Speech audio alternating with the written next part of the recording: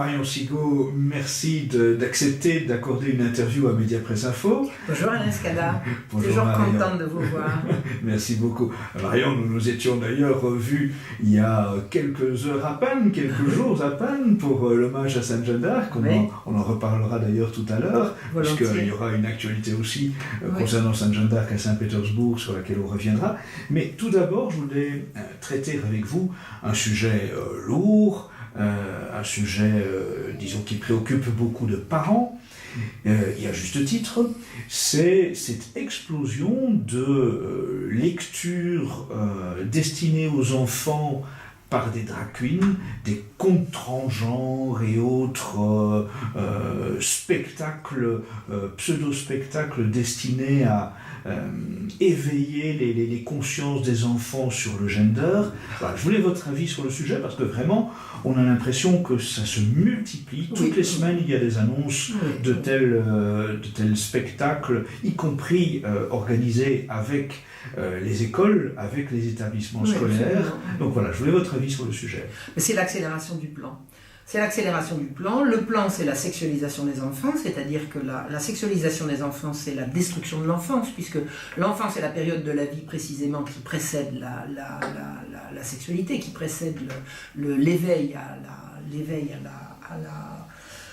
l'amour, l'éveil à l'amour, à l'amour de l'autre, à ce qui sera l'amour conjugal. Donc la sexualisation des enfants, c'est la destruction de l'enfance. Je vois que le plan qu'on connaît depuis, ça fait environ une centaine d'années que ce plan est élaboré, ce sera le sujet de ma conférence cet après-midi. Là, il arrive à un stade d'accélération parce qu'il est en partie éventré. Parce que grâce aux travaux de la merveilleuse Judith Reisman, ces horreurs ont été mises sur la place publique. Donc de plus en plus, le crime en cours est dénoncé et je pense que le système est en train d'accélérer pour avoir le temps d'arriver à ses fins. Arriver à ses fins, c'est faire de tous les enfants des monstres sexualisés qui ne pourront plus penser à autre chose. Alors on a dit que pendant longtemps, la morale sexuelle consistait à taper sur les doigts des enfants qui touchaient à touche pipi. Le rôle d'une éducation, c'est quand même de mettre des cadres, de mettre des normes, de mettre des barrières. Là, le principe qui est promu par les Nations Unies, parce que c'est les Nations Unies qui promeuvent tout ça, c'est de dire, si tu as envie, tu as le droit, et si tu n'as pas encore envie, on va te donner envie, puis ensuite tu auras tous les droits. C'est véritablement une entreprise de destruction de l'humanité par la destruction de l'enfance, et cette multiplication de spectacles de drag queen qui est absolument, mais c'est immonde, c'est moche, c'est laid, c'est l'accélération du système qui sent que la chose est en train de lui échapper.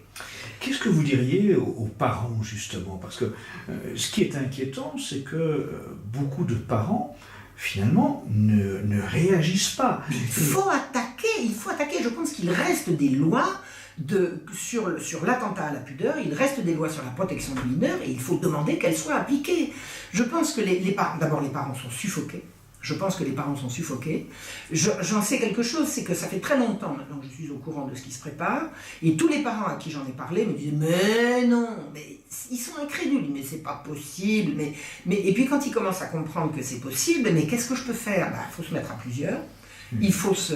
Alors, je voudrais dire un mot là, j'ai vu une intervention de Greg Toussaint, qui dit « maintenant, ça suffit, touchez pas à nos gosses », et il vient de subir une attaque en règle, et sa dernière intervention, c'est de dire « je suis à présent menacé d'un procès, on menace de me mettre en prison », parce qu'on dit homophobe, etc.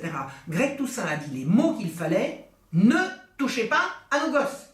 Votre propagande homosexualiste, pas à l'école, pas chez les gosses, bas les pattes. Donc là, Greg Toussaint, qui est vraiment... c'est le talent incarné. Oui, et puis c'est l'occasion de dire notre solidarité à tous par rapport à... Ah mais absolument, je dis haut et fort ma solidarité par son appel, j'y souscris complètement, ne touchez pas aux gosses, ne touchez pas aux gosses. Et là, je pense que nous sommes à la veille d'une prise de conscience des parents, et quand les parents prendront conscience, il se passera dans les années 2000 ce qui s'est passé en 1750. 1750, c'était la marche rouge. C'est-à-dire qu'à un moment donné, les parents ont compris qu'on s'en prenait à leurs gosses, ils ont sorti les bâtons, et il y a eu des morts. Et c'est pas à l'honneur de la royauté, la façon dont ça s'est terminé, mais en tout cas c'est à l'honneur du peuple français de s'être soulevé pour mettre un terme à ces enlèvements odieux. À l'heure actuelle, il n'y a pas besoin d'enlever les enfants, ils sont d'ores et déjà enlevés puisque l'école est obligatoire.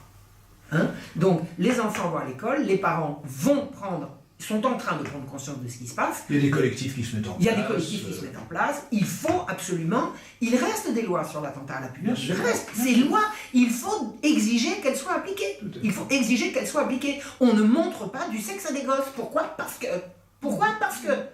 Et si vous voulez qu'on en discute, on en discutera une fois que vous aurez arrêté. Et on ne pousse pas les enfants à changer de sexe, à croire que c'est un jeu. Non, mais changer de sexe, ça ne veut rien dire. Personne au monde n'a jamais changé de sexe. Ça n'existe pas. Donc faire croire... Alors, il joue sur les mots. On ne change pas de sexe, on change de genre. Le genre, c'est le sexe des mots. Un mot, il n'est pas de sexe féminin ou masculin, il est de genre féminin ou masculin. C'est une traduction de l'anglais, une mauvaise traduction de l'anglais en disant les études de genre. Je suis désolé, les études sur le sexe, on a un sexe non pas assigné à la naissance, mais à la conception. On a un sexe qui nous a été assigné par le bon Dieu à la conception. Et on le gardera toute sa vie. Cette espèce de... Alors, faire croire que des enfants peuvent demander à changer de sexe ou à changer de genre sans qu'on leur ait inculqué, non mais sans blague. Non mais sans blague. Est-ce qu'on peut savoir où ces enfants qui font des pseudo-demandes de changement de genre, par qui ils ont été influencés. Voilà, exactement. Ce n'est pas spontané, ce n'est pas... Évidemment, c'est toute une propagande. Alors moi, je vais vous faire un aveu. Quand j'avais 11 ans, j'avais une grosse voix, et je m'étais amusée parce que maman, elle avait trouvé ça joli. Elle m'avait coiffée à la Ginsberg, comme on disait. Ginsberg, dans À bout de souffle, elle avait 1,5 cm de cheveux sur le caillou. Et moi, je me suis amusée à me mettre 1,5 cm de cheveux sur le caillou. Et quand j'avais une grosse voix, si je me mettais en pantalon, on me disait jeune homme. Et je m'amusais beaucoup avec ça. Ça serait aujourd'hui. On vous prescrirait... On me prescrirait des machins. Alors que j'ai joué à ça pendant 2-3 ans. Et puis le premier garçon qui m'a dit que j'étais la féminité incarnée. J'ai trouvé le plus beau du monde. D'accord ? Parce que j'avais pas des cinglés à l'époque qui m'ont dit du moment que... C'est même pas que je voulais changer de sexe. Je m'amusais à passer pour un garçon, c'était rigolo. Un jour, je sors des toilettes de filles. On est en vacances. Quelqu'un dit « Mais vous, c'est là !» Rigolo. Alors comme j'étais toute jeunette, j'étais plate comme une limonde, c'était plus facile. Quand j'ai commencé à prendre des rondeurs, ça ne passait plus. Mais voilà, c'est les jeux de l'enfance, mais aller prendre ça au sérieux et faire croire. Alors, non seulement que c'est possible, mais que c'est un droit. Et un droit qui va passer derrière le dos des parents. Il faut comprendre une chose, et ça, quand j'ai compris ça, je pense que j'ai décroché la timbale. Il faut comprendre que l'horreur absolue, c'est ce qu'on appelle les droits de l'enfant. Tout le monde s'est fait avoir par la notion de droit de l'enfant, en disant maintenant on va respecter les droits de l'enfant. Et il y a quelqu'un récemment qui est intervenu sur mon blog en disant mais enfin comment pouvez-vous vous en prendre aux droits de l'enfant ? Non, c'est même pas ça. La personne m'a dit il n'y a pas de droit des parents, les parents n'ont que des devoirs. Et bien j'ai dit je vais vous expliquer madame, vous avez des devoirs vis-à-vis de vos enfants. Votre mari vous a quitté, vous avez toujours des devoirs. Vous êtes obligé de travailler toute la journée, vous avez toujours des devoirs vis-à-vis de vos enfants. Et bien vos devoirs vous ne pouvez plus les remplir. Parce que votre enfant, il ne vous voit pas suffisamment souvent, parce que vous n'arrivez pas à lui donner le niveau de vie auquel il a droit à une chambre, et vous êtes obligé de le faire, de coucher d'elle. Il a tous ces droits, vous ne pouvez pas les respecter, ben on va vous l'enlever. Vous n'avez que des devoirs, vous n'avez pas de droits. Votre enfant, lui, il a le droit d'avoir le confort, il a le droit d'être sexualisé, il a le droit de fréquenter qui veut, vos enfants ont des droits, vous n'avez que des devoirs, ben on vous l'enlève. Et à l'heure actuelle, il y a un drame épouvantable en France qui est en train de non pas de prendre de l'ampleur, mais dont la révélation prend de l'ampleur, c'est les arrachages des enfants des foyers où, sur signalement, ça passe toujours par des réseaux absolument abominables, sur signalement de soupçons de maltraitance, des enfants sont arrachés à leur famille pour être placés on ne sait pas où. On ne sait pas où. C'est une horreur, ça s'appelle des enlèvements d'enfants à grande échelle. Alors quelqu'un m'a dit, mais c'est pas des enlèvements puisque c'est sur décision de justice. Ben voyons, c'est pas des enlèvements puisque c'est des gendarmes. Ben voyons, c'est pas des enlèvements. Et c'est un drame qui couve et qui va exploser. Alors il y a un collectif qui s'appelle les Mamans de Louvre, que j'ai rencontré à différentes reprises, mais pas que. Et les gens sont en train de s'organiser pour faire exploser ces abominations. Et la base de ces abominations, c'est les droits de l'enfant. Les droits de l'enfant, c'est une horreur. Et dans les droits de l'enfant, il y a les droits sexuels. Et on se souvient d'ailleurs que le scandale avait été quelque peu révélé depuis plusieurs années de ce qui se passait en Allemagne, où là, précisément, beaucoup de parents se sont vus prendre leurs enfants par l'autorité parce qu'ils refusaient d'envoyer leurs enfants suivre les cours d'éducation sexuelle. C'est exactement ça. Et il y a en Angleterre, les services sociaux sont présents là. Il y a une dame qui s'appelle Margaret Humphrey, qui est une personne absolument exceptionnelle, qui a révélé les trafics d'enfants entre les orphelinats britanniques et la Nouvelle-Zélande et l'Australie. Et elle raconte que, c'est par son intermédiaire qu'on le sait, les services sociaux assistent aux accouchements. Et si la mère est trop pauvre, on l'arrache. Et c'est tellement vrai que vous avez des bateaux, vous aviez, parce que maintenant ça n'a plus de sens puisque ça se fait en France aussi, des bateaux de jeunes Anglaises qui viennent accoucher en France pour qu'on ne leur vole pas leur bébé. Et on leur volerait leur bébé, pourquoi? Mais pour le bien de l'enfant, au nom des droits de l'enfant. L'enfant, il a le droit à avoir du confort. Ben oui, c'est un droit de l'homme, le confort. Hein? Le droit d'avoir des joujoux, le droit d'avoir sa chambre, le droit de... etc. Puis le droit de coucher, le droit de changer de sexe. Donc maintenant, les autorités s'arrogent le droit d'arracher les enfants aux familles. Il est temps de réagir. Il est temps de réagir. Et qu'on arrête, 1, avec les droits de l'enfant, 2, avec les parents n'ont que des devoirs. Les parents ont des droits. Ils ont le droit d'élever leurs enfants comme ils l'entendent. C'est d'ailleurs un droit reconnu. Pour autant que j'ai compris, c'est un droit qui est reconnu par les Nations Unies, alors qui prêche le pire et le meilleur à la fois, mais il faut savoir se servir des armes dont on dispose. Le droit de choisir l'éducation pour ses enfants, je crois que c'est encore un droit reconnu par les Nations Unies. Alors, revenons un petit peu aux racines de tout ça, et donc à la fois cette sexualisation des enfants et puis ce développement de l'idéologie du genre auprès des plus petits dans les écoles. On peut évidemment relier ça directement au programme de Kinsey et à celui de l'UNICEF. Est-ce que justement vous pourriez un petit peu établir de façon synthétique l'historique de tout ça? Alors l'historique de tout ça, c'est que au lendemain de la Seconde Guerre mondiale, un savant fou, qui était présenté comme un grand génie, a publié un double rapport sur prétendument la sexualité des hommes, qui a été son premier rapport, et la sexualité des femmes, qui est le second. Alors le premier c'est 47-48, je crois, ou dans ces eaux-là, le deuxième c'est le début des années 50, disant que toute la morale sexuelle américaine est un leurre. C'est-à-dire qu'il disait si on appliquait véritablement les lois sur la moralité publique à la lettre, il faudrait mettre la moitié de l'Amérique en prison. Voilà. Alors, dans les grandes lignes, puis après on va rentrer dans le détail, dans les grandes lignes, l'homosexualité, mais qu'est-ce que vous croyez? Bon, tout le monde a au moins essayé une fois, là, arrêtez votre char, tous les hommes y sont passés, donc pas tous, bon allez, en tout cas 1 sur 10, largement, et puis beaucoup plus, l'Amérique elle est dit quoi? Non, pas possible, si c'est scientifique. Kinsey était scientifique, il avait apporté une approche scientifique de l'étude de ces choses-là. L'avortement, qu'est-ce que vous me racontez? Mais une femme sur 2 a avorté. Quoi? Mais non, mais quoi? Mais c'est un crime, mais non, mais pas du tout. Mais attendez, mais non. La fidélité, les femmes fidèles, vous plaisantez. Voilà. Il a présenté de l'Amérique une vision d'elle-même qui était totalement contraire à celle qu'elle avait. Donc, il a expliqué, tout le monde couche avec tout le monde trouve ça bien, mais il n'y a plus qu'à. Faites comme les autres. Et l'instinct grégaire, c'est quelque chose qu'il ne faut pas négliger. Des travaux qui étaient financés par la Fondation Rockefeller.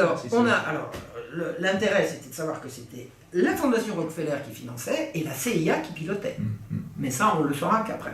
Alors, l'aspect le plus dramatique, le plus épouvantable du rapport Kinsey, c'est une dame exceptionnelle, décédée aujourd'hui, qui s'appelait Judith Reisman, qui l'a découvert. Elle a lu le rapport Kinsey, qui a été vendu quand même à des centaines de millions d'exemplaires dans le monde et que personne apparemment n'a lu avant Judith Reisman. Parce que vous achetez le rapport, vous le mettez dans la bibliothèque, vous dites je l'ai lu.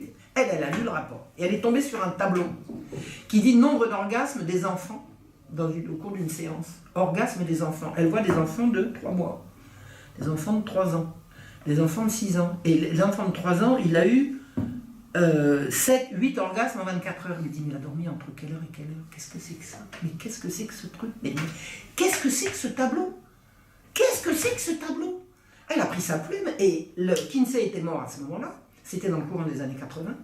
Elle a pris sa plume et elle a écrit aux survivants de l'Institut Kinsey, qui étaient les dirigeants encore de l'Institut Kinsey au moment où elle leur écrit, en disant, c'est quoi ces orgasmes?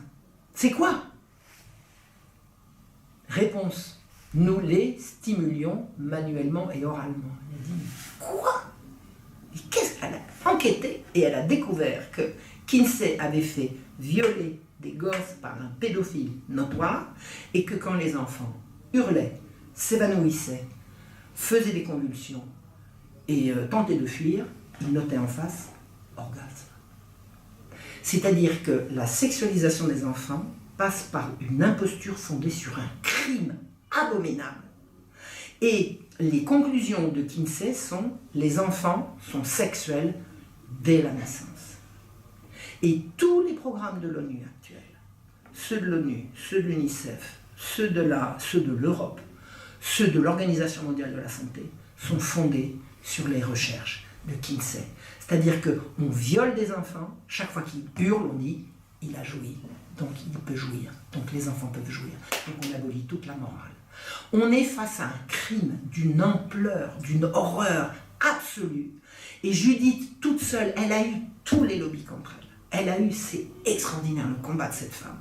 Elle était une petite dame, immense, toute petite. Je me regardais comme ça. Un jour, j'ai fait rencontrer Sora. Rappelez d'ailleurs un peu justement aussi le curriculum vitae de Judith Reisman, parce que voilà, alors, elle a travaillé pour le FBI, aussi. Elle a été experte. Elle a reçu du président Reagan une bourse d'études, parce qu'elle a fait un doctorat en communication. Elle a voulu étudier, quand elle a découvert, bon, je ne peux pas vous parler tout vous dire maintenant. Mais c'est pour démontrer la crédibilité de la personne. Absolument. Elle a fait un doctorat en communication pour étudier dans les médias l'insinuation gravement. Alors, elle, son combat, c'était pas contre la pédocriminalité, c'est contre la criminalité sexuelle. La criminalité sexuelle, y compris contre les femmes, y compris contre les hommes.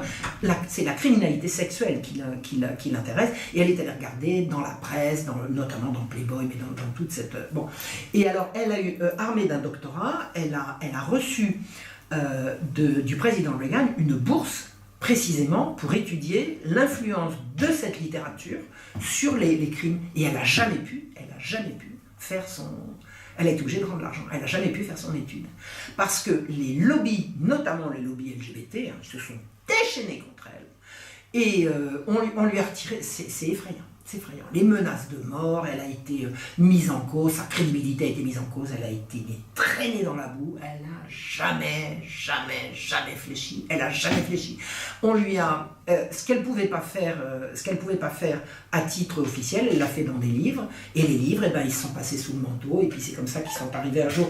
Alors moi j'ai fait sa connaissance, parce que mes recherches sur précisément la sexualisation des enfants ont fait qu'à un moment donné, et j'en parlerai cet après-midi, ont fait qu'à un moment donné je l'ai croisée. Et j'ai dit un jour que je faisais une conférence, je parlais de ses travaux, j'ai dit il faut absolument traduire Judith Reisman en français. C'est extraordinaire que pas une université n'a pris la responsabilité de traduire cette dame en français quand même. En France, on n'a pas des facultés qui font de la psychologie, non, rien. Alors ils traduisent Kinsey, ils font du Kinsey, mais Judith Reisman, personne pour la traduire. Moi monsieur. Alors, j'ai dit un jour à une conférence, il faut absolument traduire Judith Reisman en français. Et il y a un monsieur qui s'approche de moi, qui me dit, il m'a dit, je suis catéchumène. Je ne suis pas encore baptisé, mais c'est pour bientôt. Je me propose de traduire, je suis professionnel de la traduction, je vous propose de traduire le livre de Judith Reisman. J'étais à côté de Soral. Je lui ai dit, tu publies? Il me dit, je le publie. Et Soral, avec sa réputation d'antisémite, avec un catéchumène inconnu, ça a sorti le premier livre de Judith Reisman en français. Alors qu'on ne vienne pas nous raconter que maintenant il faut lever des fonds pour traduire Judith Reisman en français. Elle est traduite en français. Ensuite, les éditions de Saint-Rémy en ont traduit un deuxième. Et ensuite, elle m'a envoyé son dernier texte avant de mourir. Son dernier texte, il faisait une centaine de pages. Je l'ai fait traduire. J'ai supervisé la traduction. Donc Judith Reisman est disponible en français. Si on vous demande des sous pour traduire Judith Reisman, sachez que c'est une arnaque. Hein, si jamais vous entendez parler de trucs comme ça. Donc le travail de Judith Reisman, il se passe par la voie militante. Il est impossible, elle a demandé et encore, et c'est terminé, elle ne demandera plus, mais on peut le faire à sa place, qu'une commission d'enquête indépendante soit mobilisée pour étudier les travaux de Kinsey. Personne ne veut prendre cette responsabilité. Personne. Donc les horreurs de Kinsey sont relayées par l'Organisation mondiale de la santé, entre autres, et toutes les références, c'est Kinsey. Et par l'UNICEF, il faut aussi ajouter... Alors, l'ONU, l'UNICEF et l'UNESCO. L'UNESCO, la culture et l'Europe. Et le gouvernement français. Et vous savez, on a un ministre, je crois, qui s'appelle Pap Ndiaye. Il a dit l'important, la priorité, c'est l'éducation à la sexualité. Vous vous rendez compte? L'éducation sexuelle, c'est l'éducation à la reproduction. C'est au moins les informations sur... Non, c'est l'éducation à la sexualité. C'est-à-dire l'éducation aux pratiques sexuelles qui ne regardent pas... Un, ça ne regarde pas les enfants, et deux, ça ne regarde pas le public. Ça ne regarde pas le public. Ces choses-là, une des conséquences, pas les moins dramatiques, peut-être pas la plus dramatique, mais pas les moins dramatiques, de la sexualisation, c'est que le sexe est devenu public. Le sexe relève de l'intimité. Ça relève de l'intimité. Et on est assommé de sexe et de stimulation sexuelle parce que le sexe est devenu un enjeu public. Ça n'a pas... Il faut faire retourner le sexe d'où il n'aurait jamais dû sortir, à savoir l'intimité. L'intimité. Et toutes ces démonstrations de machin, et je suis fier d'être homo, et je suis fier d'être... Il n'y a pas à être fier. On est comme on est. Hein. On s'en arrange avec sa conscience et avec ses proches. On n'a pas à le faire savoir sur la place publique. C'est là une des conséquences de cette grande arnaque Kinsey, c'est que maintenant le sexe est devenu un enjeu public. Je suis désolé, mais ça n'a pas à l'être. Ça n'a pas à l'être. Et après, c'est une affaire de conscience. Les mœurs, ça regarde quoi, les mœurs? Les mœurs, c'est ce qui définit le bien et le mal. Donc on a une définition du bien et le mal public, et ensuite on a une pratique privée. Et le sexe doit rentrer d'où il n'aurait jamais dû sortir, c'est-à-dire dans l'alcôve.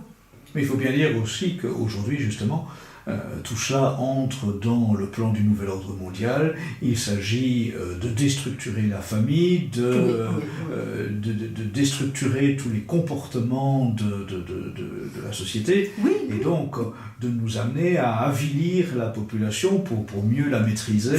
C'est un avilissement généralisé.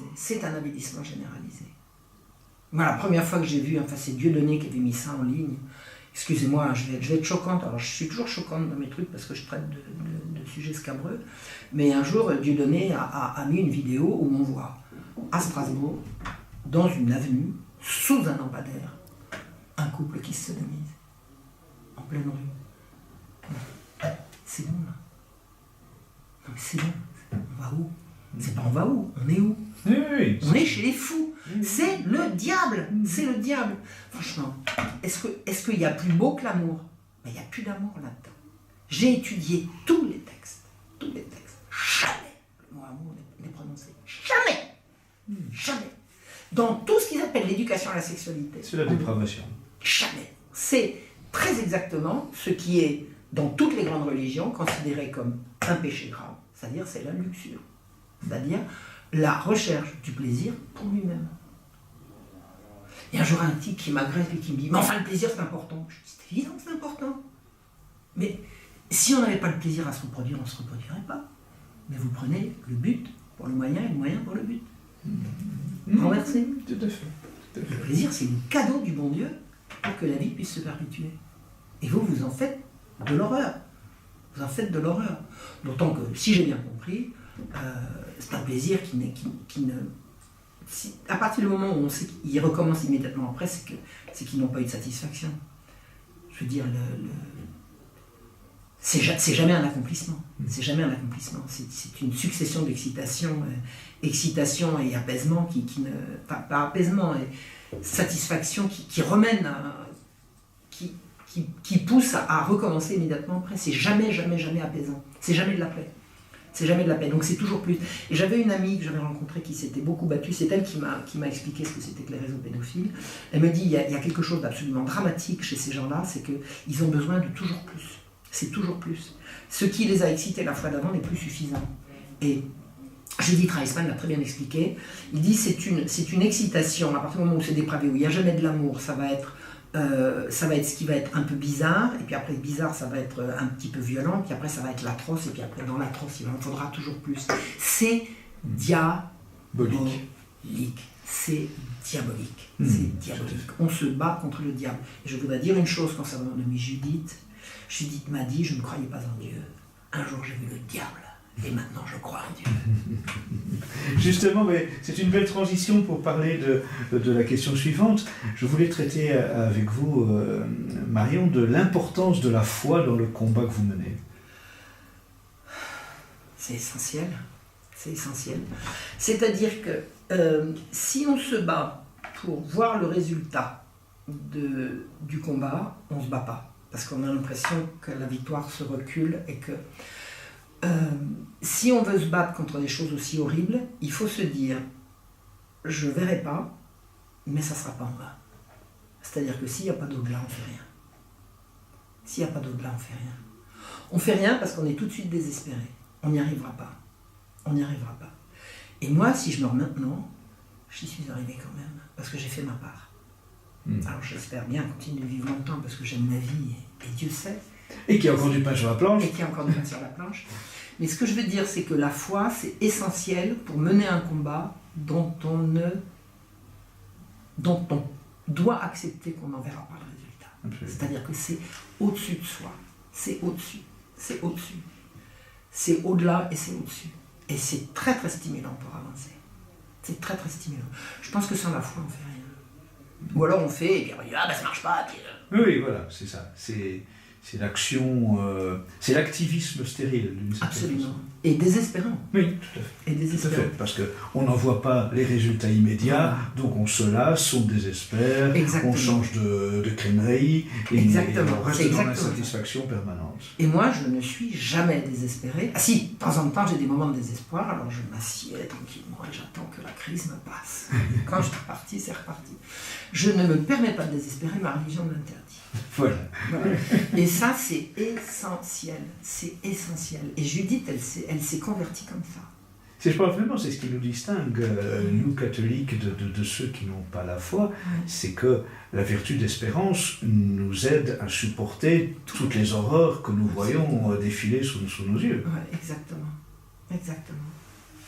Alors, parlons maintenant de votre actualité. D'abord, faisons la transition avec le premier sujet que nous abordions, c'est que nous étions, il y a quelques dimanches derniers, nous étions ensemble à Paris pour honorer Sainte Jeanne d'Arc. Et puis, donc Marion, vous serez bientôt à Saint-Pétersbourg pour honorer Sainte Jeanne d'Arc. Ah voilà, j'avais un ami qui est décédé maintenant, un garçon absolument merveilleux qui s'appelait Alain Hugon, qui m'a convaincu que Jeanne d'Arc par-ci, Jeanne d'Arc par-là, les Marion vit avec nous pour Jeanne par-ci, Jeanne par-là. Alors je suis déjà venu à différentes reprises, mais c'est parce que c'est mon amitié pour Civitas, pour des défilés, mais en faisant connaissance avec Alain Hugon, j'ai connu ces gens qui vont sur les pas de Jeanne d'Arc, qui font des pèlerinages Jeanne d'Arc, et puis je m'y suis jointe, et un jour on m'a dit, il y a un type extraordinaire qui a fait une statue merveilleuse de Sainte Jeanne d'Arc, mais une statue d'une beauté mais renversante, c'est pas du tout la guerrière, c'est la jeune fille, mais une statue de toute beauté. Et Alain Hugon m'a dit, il y a une souscription, est-ce que tu veux souscrire? J'ai souscrit, j'ai dit, hop, j'ai envoyé un chèque qui était substantiel, et on m'a dit, t'auras droit à ton nom sur la stèle. Je me suis dit, mais alors la stèle de quoi? Eh bien, cette statue de Sainte Jeanne d'Arc a été faite par souscription comme cadeau du peuple français au peuple russe. Et cette statue va être inaugurée sur la principale avenue de Saint-Pétersbourg, où elle est déjà arrivée. Alors il y a eu la crise Covid qui nous a empêchés d'y aller. Dans l'intervalle, mon cher Alain Hugon est décédé, paix à son âme. C'était un garçon absolument merveilleux, donc je vais aller à Saint-Pétersbourg sans lui. Le billet, le voyage est en train d'être organisé. L'inauguration va avoir lieu au mois d'octobre, début octobre à Saint-Pétersbourg. Et je me réjouis d'aller passer une semaine à Saint-Pétersbourg. Alors, l'amitié franco-russe, c'est comme une vieille histoire. Voilà. Et cette statue est tellement belle. J'ai jamais eu une émotion devant une statue comme ça. Elle est de toute beauté. Donc je vais me retrouver avec un certain nombre d'amis que j'ai... Anne Brassier ? Avec Anne Brassier notamment. Et nous allons passer une semaine à Saint-Pétersbourg. Alors il y a eu l'inauguration, le dévoilement de cette statue dans la cour de du centre culturel russe à Paris il y a 2 ans, et j'y étais aussi. C'est émouvant en diable. C'est là que j'ai vu à ma grande honte que les femmes russes savent encore ce que c'est que de s'habiller en jolie robe longue, alors que nous on était toutes, oh là là mon Dieu. Alors moi je vais sortir une robe longue pour l'inauguration Saint-Pétersbourg. Parce que alors vraiment l'élégance française c'est quand même quelque chose qui a existé et qu'il est question maintenant de rétablir. Et j'ai fait mon compliment à ces femmes russes qui avaient mis une robe longue pour l'inauguration de Jeanne d'Arc. Nous, on n'avait pas été fichus de le faire. Voilà. Donc ça, c'est un grand honneur. C'est un grand honneur pour moi que d'aller faire un tour à Saint-Pétersbourg. Je crois que c'est la plus grande avenue de Saint-Pétersbourg et la statue est au milieu. Ah, c'est beau, hein. Ce serait une belle fierté pour tous les Français attachés à Sainte-Jeanne d'Arc. Ah oui, à Sainte-Jeanne d'Arc, attachés à la foi et attachés à l'amitié entre les chrétiens. Alors votre actualité vous mènera aussi cet été au Japon, paraît-il. Alors ça c'est extraordinaire. Un jour j'ai reçu un message comme ça de quelqu'un qui me dit je suis un tel, je suis au Japon. Nous sommes une communauté de Français au Japon, nous sommes catholiques, nous sommes royalistes, et nous nous intéressons beaucoup à ce que vous faites, est-ce que vous viendriez au Japon? J'ai dit alors là, évidemment. Je devais y aller une première fois, il y a eu le Covid, je devais y aller une deuxième fois, il y a eu le Covid, et là la troisième ça va être la bonne. Donc je vais dire, alors j'ai quand même fait 2 conférences de chez moi en vidéo, pour leur parler de mes sujets sur la Révolution française, sur l'imposture des Lumières, sur toutes ces choses-là. Et là, je suis attendue autour du 14 juillet, et c'est un cercle, alors c'est à la fois un cercle de français légitimistes, mais également d'universitaires. Enfin, je vais aller faire un tour au Japon. Un de ces charmants Français expatriés m'a envoyé comme petit cadeau une petite vidéo d'1 minute où on voit une dame japonaise dans son salon qui dit « Mais oui, je connais Marion Sinépi, je connais toutes ces vidéos. » C'est pas possible, il y a des Japonais qui parlent français, qui s'intéressent à mon travail. On est une petite planète. Moi, je voudrais dire quelque chose. Je sais que j'aurai jamais la gloire, c'est-à-dire cette super notoriété, de toute façon elle est diabolique, donc elle ne m'intéresse pas. Mais cette reconnaissance-là, je m'en nourris jour après jour, et je remercie le bon Dieu à chaque fois que j'ai des signes de reconnaissance comme ça. C'est extraordinaire. C'est un merci, un bisou, une conversion aussi. J'ai envie de dire conversion. Le nombre de gens qui sont venus me voir en me disant qu'ils s'étaient convertis, alors que je ne parle jamais de religion dans mes conférences. Je parle des faits. Uniquement, je fais des conférences historiques. Et ça déchire le voile des mensonges qui cachent la vérité sur notre religion, et les gens reviennent à la foi. Là, à Noël, j'ai eu j'étais de nouveau marraine, de nouveau à Noël, à Pâques, à la veillée de Pâques. Et là, cette femme, cette amie qui vient de se faire baptiser, entraîne derrière elle ses enfants, ses petits-enfants. Enfin, Non, il y a Il y a des raisons d'espérer. Il y a des raisons d'espérer, on les voit absolument journellement. Ouais. Donc le Japon, ça va être de nouveau. Enfin bon, je ne peux pas tout vous révéler, mais je m'apprête à partir autour du 14 juillet, ce qui tombe bien, parce que le 14 juillet, pour moi, c'est plus une fête maintenant. Le 14 juillet, c'est l'horreur. Donc je vais passer le 14 juillet à Tokyo. C'est pas beau, ça? Tout à fait, c'est un beau dépaysement. Pour le combat contre-révolutionnaire. Et c'est exactement ça, c'est le combat contre-révolutionnaire. Ouais. Enfin, c'est le combat pour la vérité, en fait. Bien sûr. Si la révolution a fait des belles choses, je serais la première à le dire. Alors je le trouve, mais... Alors, mais là encore, c'est une bonne transition. Parlez-nous maintenant des livres en cours. Alors là, je suis embêtée parce que j'en ai 4 en cours. C'est quand même beaucoup. Et du coup, comme je continue de faire des conférences, j'arrive pas à en terminer aucun. Alors, j'ai un livre que je tiens absolument à faire sur Judith Reisman. c'est absolument essentiel. Une de mes amies m'a dit, Marion, est-ce que tu te rends compte que les livres de Judith font passer à côté de Judith? Elle a écrit des bouquins énormes, totalement référencés, inattaquables, magnifiques, qui sont des livres pour spécialistes, qui ne sont pas des livres en public. Mais elle, on ne la connaît pas. Elle m'a dit, toi, tu l'as connue très bien. Il faut la faire connaître, elle, et en la faisant connaître, elle, montrer son combat. Je lui ai dit, bonne idée, je me suis mise en relation avec sa meilleure amie qui est venue chez moi, parce que Judith ne voyageait pas sans son ange gardien. Et son ange gardien, c'est Alissa. Donc j'ai eu Alissa chez moi avec Judith et je l'ai retrouvée à Montréal. Donc Alissa, je lui ai dit, je voudrais écrire un livre sur Judith. Elle m'a dit, voilà, on t'ouvre nos archives, tu viens quand tu veux. Et elle a également son avocate, Mary McAllister, qui est gardienne de toutes ces archives. Et ces deux dames sont d'accord pour m'aider en tout. Mais bon, le site de Judith est à ma disposition, je lis l'anglais, je n'ai pas besoin d'intermédiaire. Donc j'ai commencé à écrire un livre sur Judith et je suis allée retrouver ses aïeux dans la Pologne du 19e siècle où ils étaient communistes. Enfin, c'est vraiment... Alors, il faut étudier le contexte. Alors j'étudie également le contexte de ce que c'était que c'est. Alors ces juifs polonais avec des noms allemands qui étaient sous domination russe. Il faut faire un peu d'histoire pour comprendre. Comment est-ce qu'on peut avoir un nom allemand, être à Varsovie et être citoyen du tsar? Bon, ça c'est de l'histoire. Donc je suis remontée un peu là-dessus. J'ai vu qui étaient ses parents, ses grands-parents. Judith était une américaine native, fille d'américains natifs, c'est-à-dire petite fille de juifs polonais.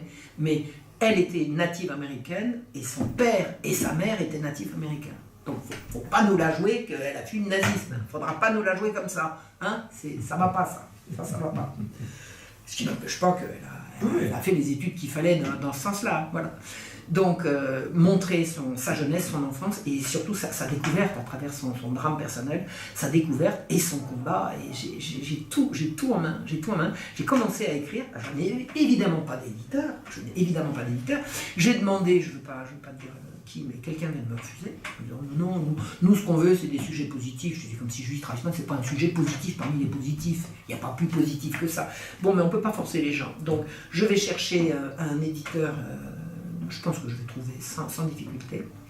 Et je vais absolument terminer ce livre. J'ai commencé un livre au moment où j'ai rencontré Soral, c'est-à-dire il y a maintenant plus de 10 ans. Je l'ai arrêté parce que j'ai rencontré Soral. J'ai continué mes recherches et je suis fin prête pour le rédiger, sauf que je ne l'ai pas rédigé, c'est le pain du peuple. C'est comment on est passé du pain, objet sacré, objet de toute la sollicitude des autorités du roi, etc., à le pain est une marchandise comme une autre, comme l'argent, d'ailleurs l'argent est une marchandise comme une autre, et comment on en est arrivé au monde de dingue dans lequel on vit. Donc ce livre, j'ai plus qu'à l'écrire, toute la recherche est faite, le plan est fait, et j'ai pas le temps parce qu'il faut que j'écrive le livre de Judith. Mais il y a un autre livre que j'ai commencé également, c'est sur les jésuites, parce que je n'en peux plus d'entendre les imbécilités qui se débitent sur les jésuites. Il y a une vérité à dire, d'abord les jésuites, lesquels? Ceux d'avant 65 ou ceux d'après 65. Quelqu'un qui ne comprend pas la question, c'est quelqu'un qui ne connaît pas le sujet. Alors il est prié, s'il ne connaît pas le sujet, d'arrêter d'en parler. Quelqu'un me dit, oui, mais les jésuites, ceci, cela. Lesquels? Comment ça, lesquels? Vous ne comprenez pas la question? Parlez d'autre chose. Allez étudier. Il y a eu un renversement de la Compagnie de Jésus à la Congrégation Générale de 1965. Donc ce que sont les jésuites depuis et ce qu'ils étaient avant, on ne parle pas de la même chose. Et moi, je sais de quoi je parle. Je sais de quoi je parle, parce que ma découverte des jésuites a été un des chocs de mes recherches. Je m'attendais à trouver des gens odieux, et partout où je les ai croisés, ils sont quand même formidables. Et je pense que c'était vraiment un ordre exceptionnel. Est-ce qu'ils auraient fait des erreurs? Qui n'en fait pas? Je ne sais pas. De toute façon, ce que je sais, c'est que tout ce qu'on leur reproche est faux. Et j'ai été absolument affolée de recevoir un jour, mais vraiment, là j'ai dit, là maintenant, il faut que je fasse quelque chose, et c'est là que j'ai fait cette conférence.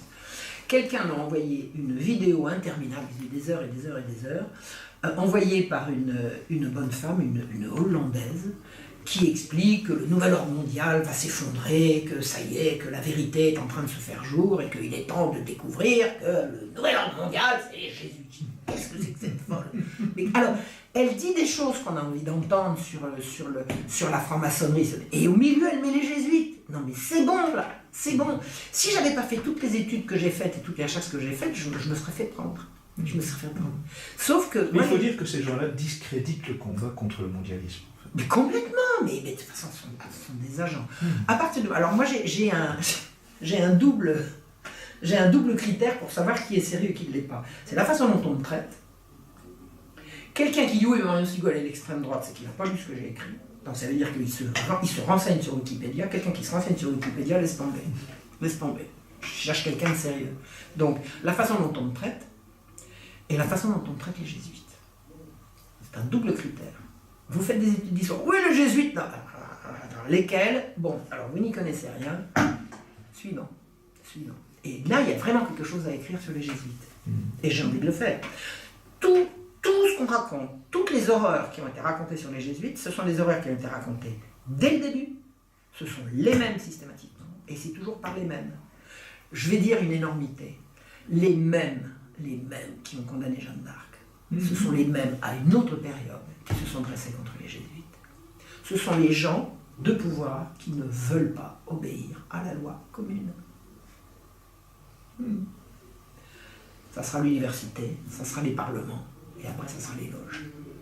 Et socialement, c'est les mêmes. Ah, ce sera passionnant. On attend avec impatience votre nouveau livre. Alors, qu'est-ce qu'il y a d'autre comme livre? Alors, là, c'est ça, il y a sur Judith, il y a le... Ah, puis j'ai envie d'écrire. J'ai envie de réécrire il faudra que Dieu me prenne vie. Faudra que Dieu me prenne vie parce que ça fait beaucoup de travail. Le premier livre que j'ai écrit s'appelait Le Petit Coco. C'est un livre que j'ai écrit, que j'ai publié en 1989, que j'ai écrit en pleurant à chaudes larmes. C'est ma jeunesse. C'est l'horreur de... Je l'ai relu récemment. J'ai résolu énormément de choses depuis ce livre. Surtout, quand j'ai écrit ce livre, j'étais complètement à gauche. Je peux réécrire absolument la même chose, mais en retirant toutes les considérations gauchistes de l'époque. Et en plus, j'ai trouvé le nœud de ce qui m'a fait basculer. J'ai basculé, j'ai été une jeune fille absolument très bien, et j'ai basculé dans la folie, dans le...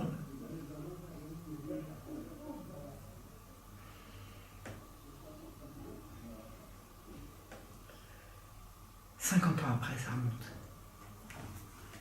J'ai retrouvé quels sont mes traumatismes d'enfance. Et je me demande s'il ne faudrait pas que je réécrive Le Petit Coco. Mais ça sera mon dernier bouquin. Donc c'est pas pour tout de suite. Non, parce qu'avant ça, il y a aussi le tome 2 de Voltaire. Alors Voltaire, encore de quoi en raconter. Oh, il y a encore de quoi en raconter sur Voltaire. Voltaire, ce que j'ai écrit, c'est une petite partie de ce qu'il y a à dire. D'ailleurs, c'est la conclusion de mon livre. Maintenant... on a parlé de la barre, on a parlé de Calas. Après, on va vous raconter comment il a fait pour envoyer en prison tous ceux qui lui faisaient de l'ombre. C'est extraordinaire. Alors, Voltaire et Élie Fréron. Voltaire et comment il s'appelait, Laurent Gliviel, le jeune de... Comment s'appelait ce jeune homme de l'affaire Calas? Voltaire a envoyé des gens en prison de façon épouvantable, éhontée, et pour le plaisir. Pour le plaisir. Et il était tellement influent que ces gens suppliaient que... Non, rien à faire. Il avait le bras suffisamment long pour laisser des gens en prison. Pour rien. Et Élie Fréron, qui était un excellent critique littéraire, il en est mort. Un jour, il a dit, là, je peux plus. Il a fait un infarctus. Là, c'est trop. Il l'a envoyé en prison. Il a fait envoyer en prison des gens, mais ça, je l'ai écrit dans ce tome-là, je crois, oui, académicien, il a fait envoyer en prison des libraires qui avaient publié sans autorisation des pamphlets contre lui. Or, les autorisations, les autorités regardaient ailleurs. On savait très bien qu'il fallait des autorisations, qu'il y avait des tas d'autorisations qui n'étaient pas demandées. Donc tous les libraires le faisaient. La censure. Et lui, il est allé faire activer la censure, il est allé faire arrêter des libraires et mettre en prison alors qu'ils avaient femmes et enfants à nourrir. Parce qu'ils avaient publié sans autorisation des trucs qui disaient du mal de lui. C'est pas beau ça? Non, il y a encore plein de trucs à raconter sur Voltaire. Eh bien, merci Marion pour cet entretien. On passerait des heures et des heures à traiter de l'actualité avec vous.